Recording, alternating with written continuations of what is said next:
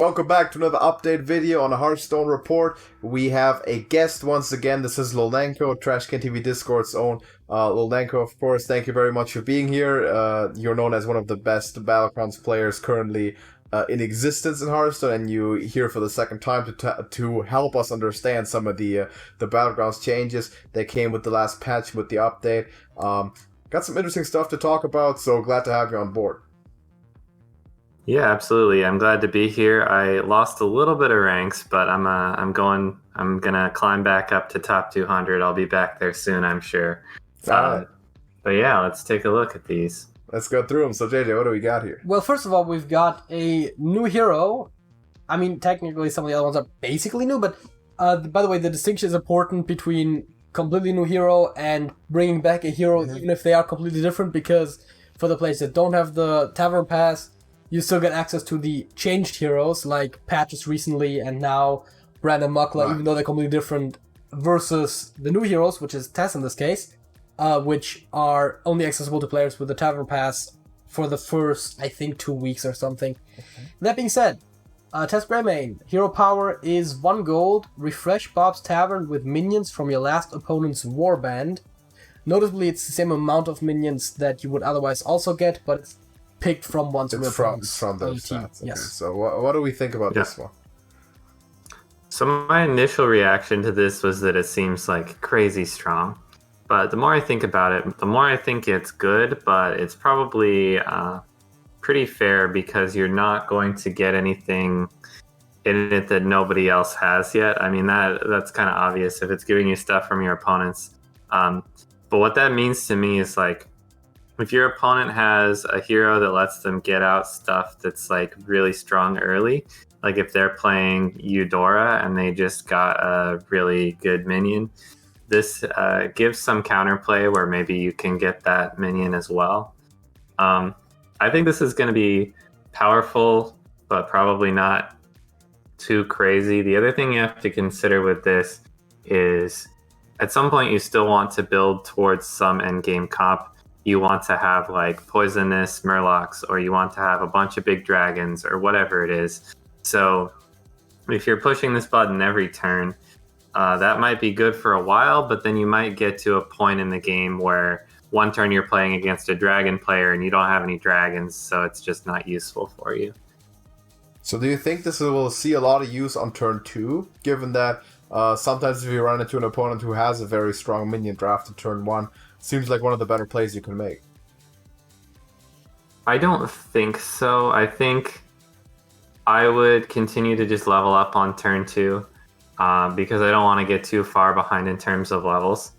But if I have the Murloc Tidehunter on turn 1 and my opponent had a Murloc Tidehunter on turn 1, I might go ahead and do this because when you can get those tokens out on the board, you're not really falling behind. You can always just sell the 1/1 for gold if you need to.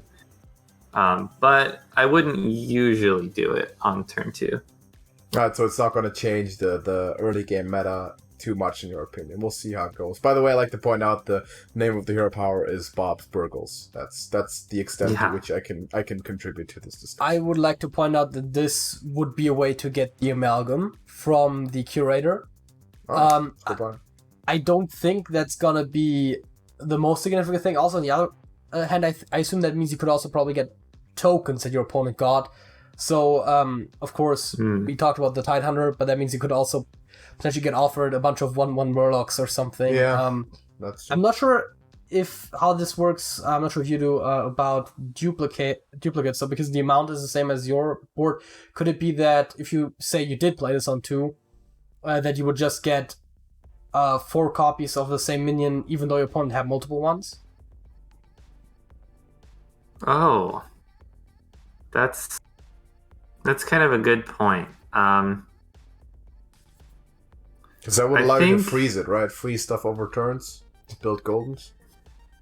So let's say, I'm gonna answer a slightly different question. Let's say they only had 1 minion on turn 1. Right. Let's just say they had a Rockpool Hunter, and I press this on turn 2. Is it just gonna offer me 3 Rockpool Hunters? Yeah. Then I have a guaranteed triple. Yeah. it's like a little bit awkward in terms of like I have to spend a couple turns to get there.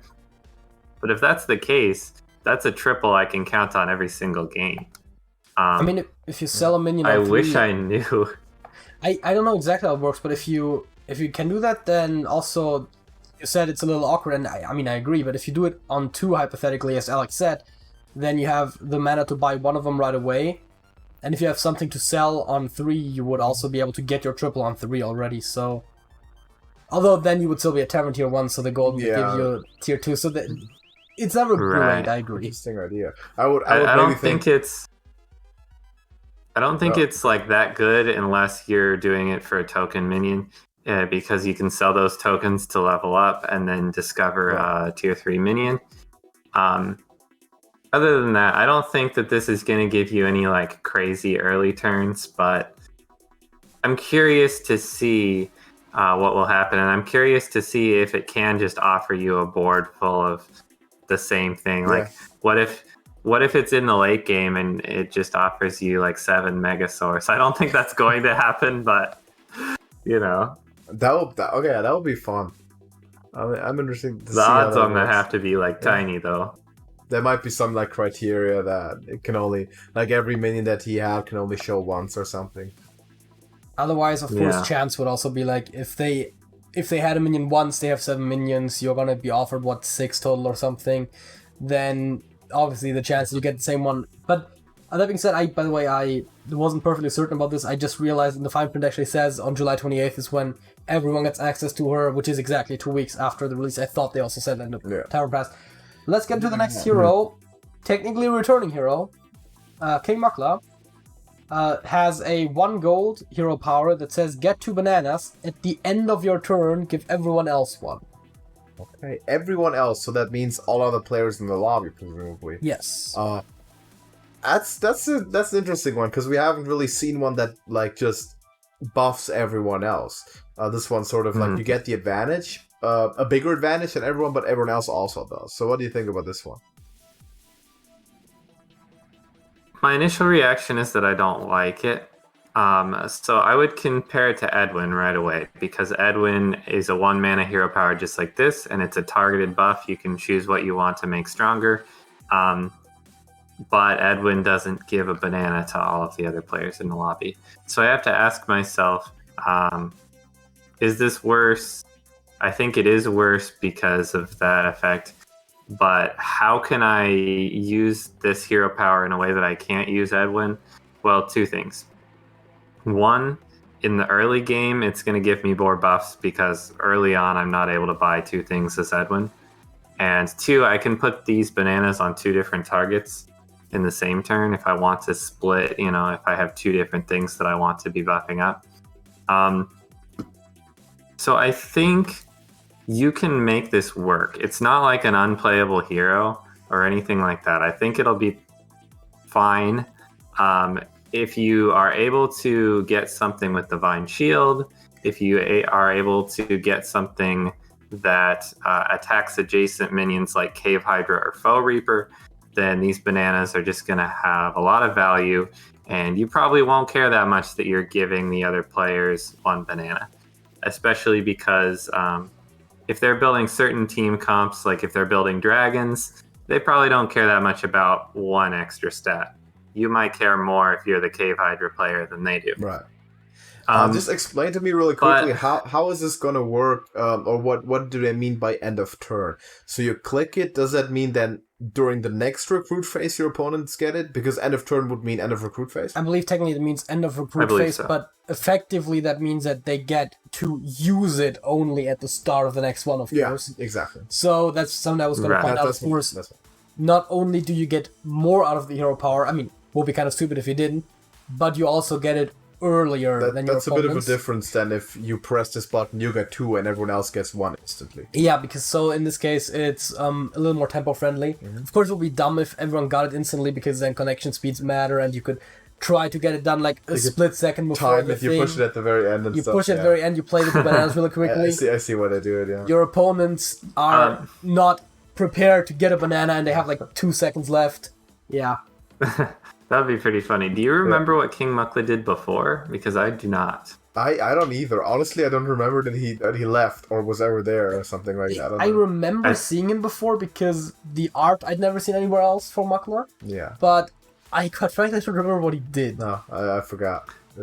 I had a conversation with somebody about the old Dino Tamer brand. I didn't remember Brand being in Battlegrounds because there was a short period of time I went to China for about 10 days. Oh, so I totally missed that Brand was ever a Battlegrounds hero. Muckler might have been the same. Strong. Brand was very strong when he came out. I remember that even because he was one of the 1st that came in. Let's move to him, by the way, because that's up next. Dino Tamer Brand returns with a new hero power. Refresh Bob's Tavern for 1 gold with Battle Cry minions. All right, what do we think about that one? Okay, I have a spicy suggestion here. All right, let's think about what Battle Cry minions exist on Tavern 1.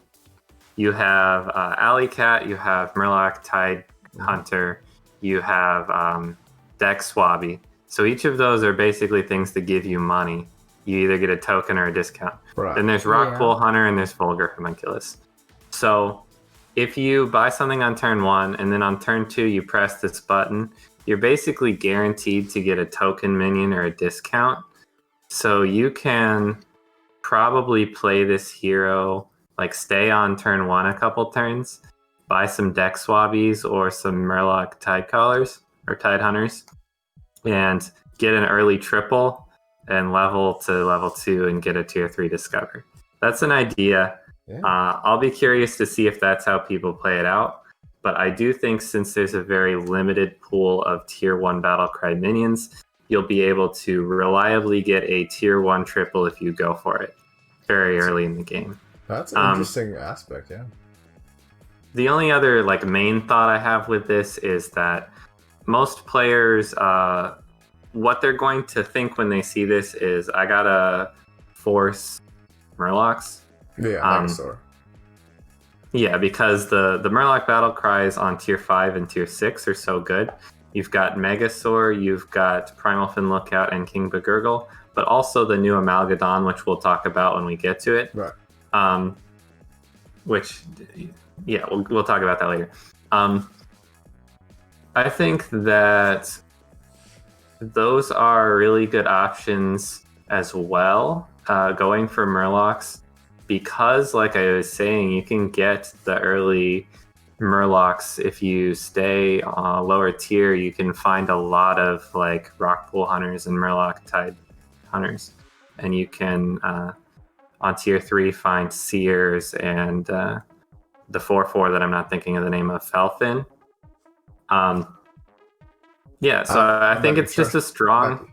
I think it's just a strong Murloc hero. Yeah, I think it's just a strong Murloc hero ultimately. You can do other things with it, but it's going to be strongest if you're able to get those Murlocs. So if you're picking this hero, pay attention at the beginning of the game which tribe is not included.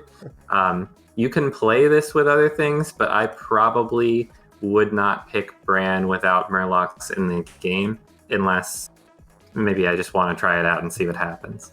That's exactly the next level inside wire on the show, because we would have never thought about this. I would have gone to the point where Megasaur, right?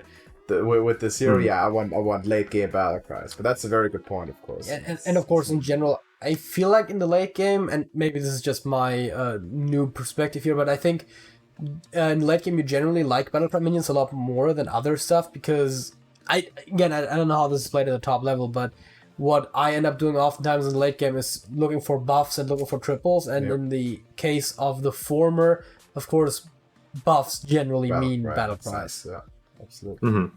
Yeah, and you can, if you're not playing Murlocs, you can look for Metal Tooth Leaper buffs for your mechs. You can look for, if you already have Caligos on the board, you can just roll, and then you know that everything on your board is going to buff all your dragons. Right. So I mean, there's other spots where Bran's going to be good. I think Bran will be a good hero, but I think it's going to be strongest as Murlocs.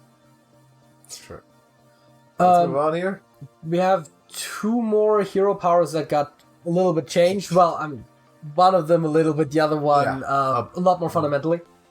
First of all, let's get into the, I would think, less spicy one with Arana Starseeker being buffed from needing 7 refreshes to always have 7 minions to only now needing 5 refreshes. Apparently she wasn't strong enough. That doesn't really surprise me. That should accelerate the process quite a bit. I think the question will be, is it now worth it? Yeah, I'll be curious to see, actually. I think, let me talk about what the problem with Arana was in the first place. If you stay low tier and you just refresh a bunch of times, then you're spending a lot of gold to not level up and to not buy minions. Right. So you're too weak early, and then you just die by the time you get to take advantage of this. If you level up a bunch early and get to a high tier, then the benefit it gives you isn't that much, because by the time you're like tier 4, you have 5 things in the shop anyway. Upgrading that to 7 is not that big of a deal.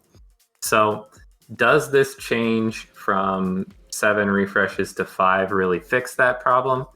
I would seem to think no. I would tend to believe that this doesn't help that much, but she will be better. I mean, she has to be better.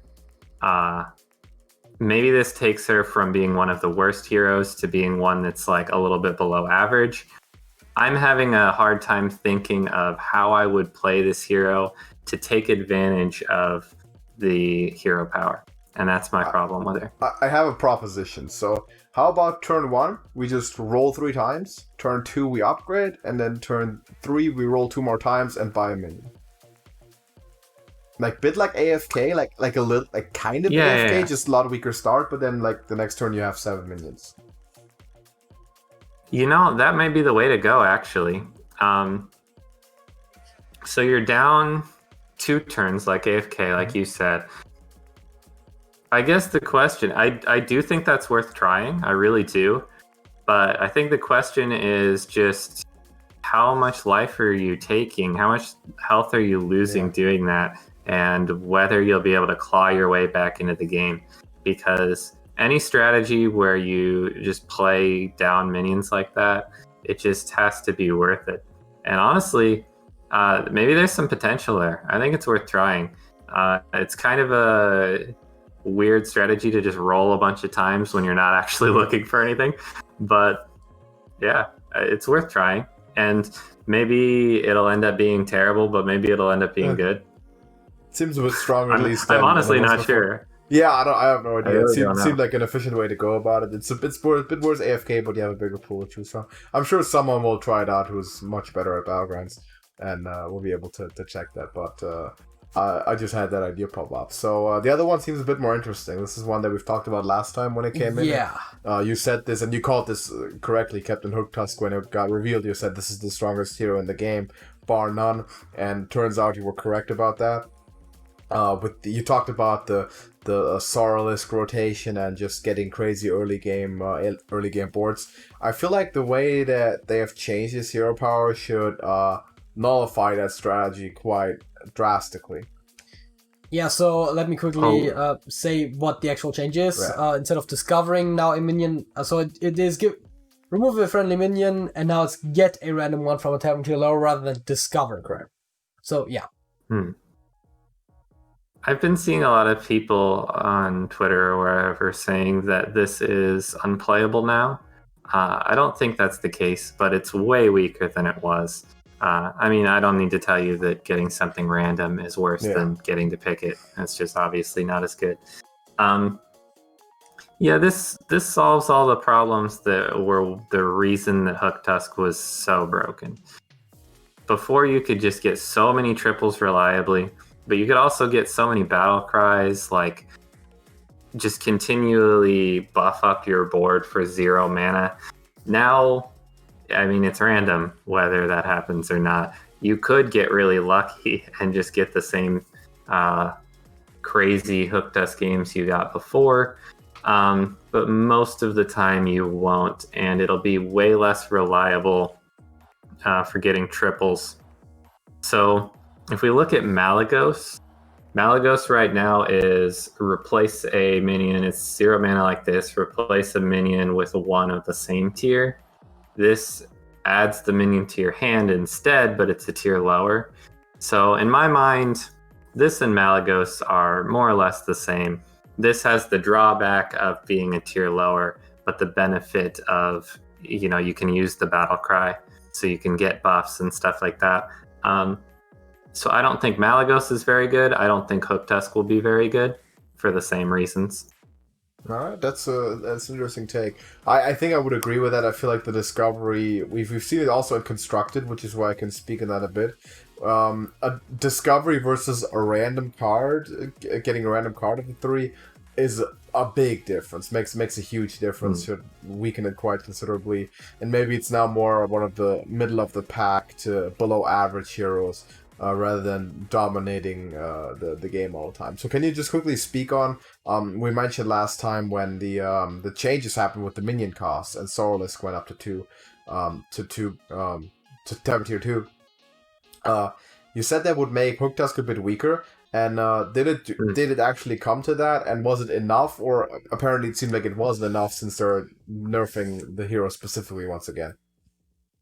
So my belief was that nerfing Sorrelisk would make HOOKTUSK weaker, but still the best hero in the game. It turns out that it didn't even do that. You could just force Murlocs every game, like literally every time, as long as there were Murlocs in the lobby, and you would win.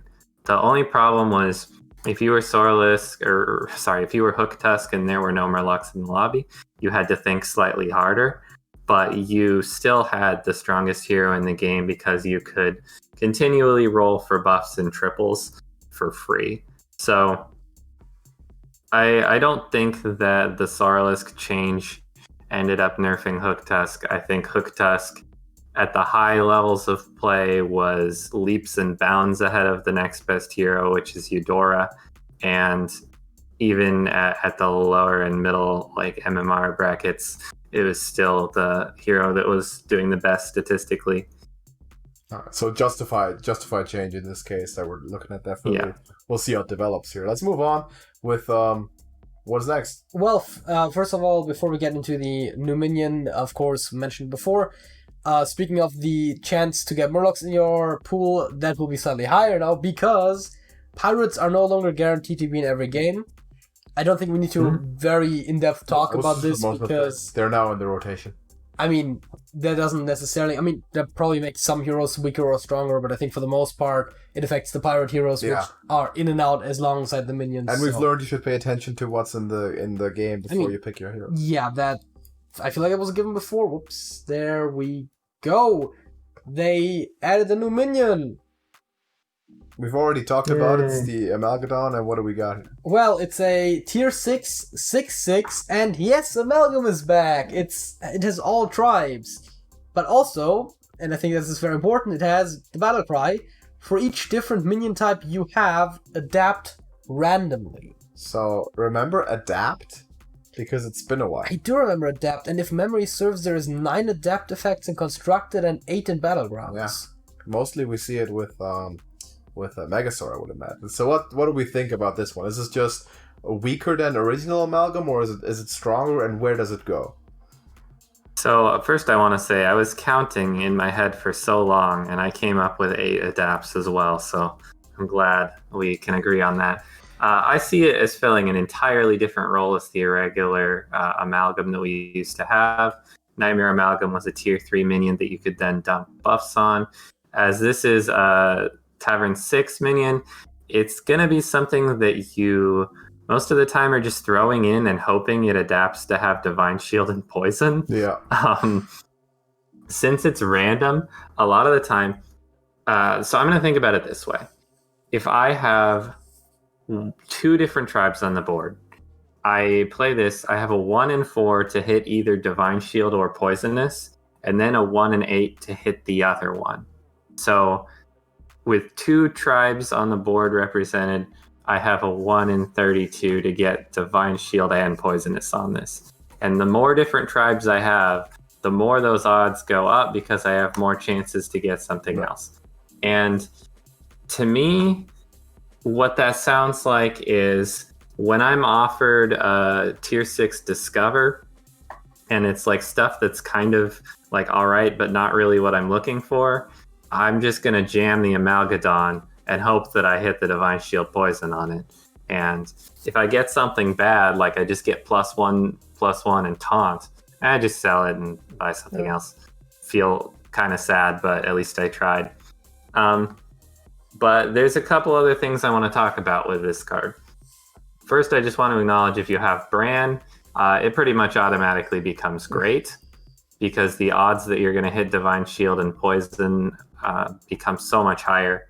And second, if you already have one of these and you play another, this thing is all tribes, right? Yes. So if I already have one and then I play another one, won't it just adapt like 6 times or something? I wonder if it will adapt 5 or 6 times, because technically it would be 6 tribes, I suppose, because there are 6 tribes in Battlegrounds, but at the same time there's only going to be 5 in any given game. And then again, in Hearthstone there's even more, so I don't know how they would count that. This is like Battleground exclusive types? Because it's also a totem. I'm guessing it doesn't count as a totem or an elemental, but I'm not really sure. And I'm guessing it would count as the tribe that's not in the game at that point because Curator's Amalgam does. Right. You can get buffs off of like Light Fang.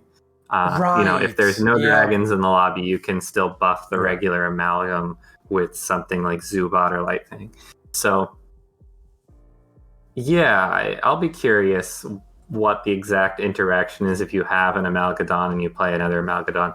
The other thing is if you're Curator and you have your Amalgam, then the first time you play Amalgadon, it's just going to be incredible, right? Oh, yeah. Yeah, because you have all the tribes.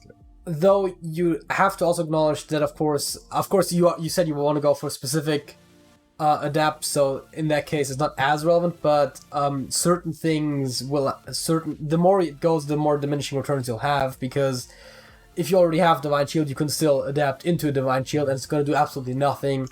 Same goes for Poisonous, same goes for...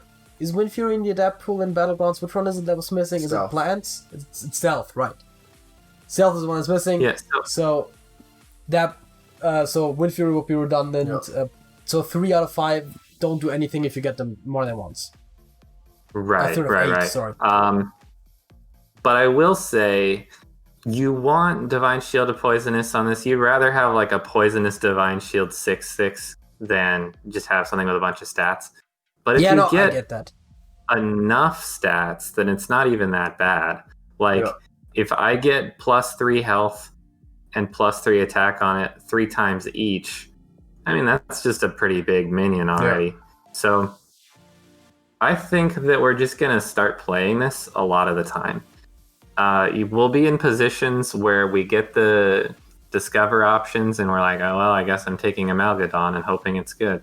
And then if you are playing one of those menagerie comps where you have 1 dragon, 1 beast, whatever, a mix of different things, then obviously this has higher chances of being good. So I think we'll see this in a lot of our games. I think it's going to be strong, or at least we're going to hope that it's strong. Yeah, I would agree. It's very versatile for a 6-drop. It's just never a bad pick. If you don't have anything that suits your style, it basically goes with every tribe and with every build. So I do like it. Now, of course, speaking of 7 tier 6 minions, so I've got bad news for Beast players. Goldrin the Great Wolf is moving from Tavern Tier 5 to 6. Is this really? Presumably because of Macaw. Is this really bad news or just pseudo bad news? Lulnenko will tell us. I don't understand this nerf. I know that the Goldrin build was like really strong when Macaw was a tier 2 minion, but I'm of the belief that nerf was enough. Nerfing Macaw to 3, I thought it was enough. I'm not seeing beast players in all my games. I'm not getting destroyed by beast players all the time. If they get it, if they get the, Golden Macaw and Goldrin and Baron, it's incredibly strong. I just don't see it that often personally. So putting this to tier 6, I think it becomes unplayable. I don't see myself ever picking a Goldrin because I think that comes too late. I think by the time I'm discovering a tier 6 minion, unless I already have a Baron on the field, I'm never going to go for this because it just takes too much support pieces. I would have to take this and then find the Baron, and then find the Macaw. I don't see it working out. So unless I already had like all the support with it, I think it's really bad now. Right. So you'd rather just take the Amalgadon in most cases then? Yeah, and I also saw some stats posted on Reddit that apparently this wasn't even the strongest tier 5 minion, so maybe not the most sensible thing. I've also seen people talk about, of course, reducing the chance to high roll with that build, but yeah, that's probably not the most necessary thing. That's sometimes a decent concept. That is true, but I'm not sure how oppressive or what the win rates of it were exactly at the higher ranks. But it seems like an interesting change. I personally wasn't aware that the Beast build was super oppressive, and I guess it really wasn't. I know that Macaw and Rivendare obviously have the chance to high roll massively on it, and wanting to have a 7 tier 6 minion be a key part to that mechanism, I guess makes sense. But then again, I also hope that a single change to a card didn't destroy an entire archetype like you prophesized, though it may well be the case. Yeah, I think if you're going for beasts and you're discovering a tier 6 minion, I'd rather take the Mama Bear at this point. I think the Goldrin is harder to make work. The other concern is if you're playing the Macaw build, you can't have other Death Rattles because you want to guarantee hitting the Goldrin every time. True. So if you're playing Mama Bear, you can run Savannah Highmane, you can run Rat Pack. If you're playing Goldrin, you have a much narrower field of beasts to pick. So it's a harder comp to build. It's true. Well, we'll see how especially since you probably don't want to pick up all the Macaws before you know if you can get the Goldrin. Because you'll be sitting there with no Death Rattles. Right. That's true.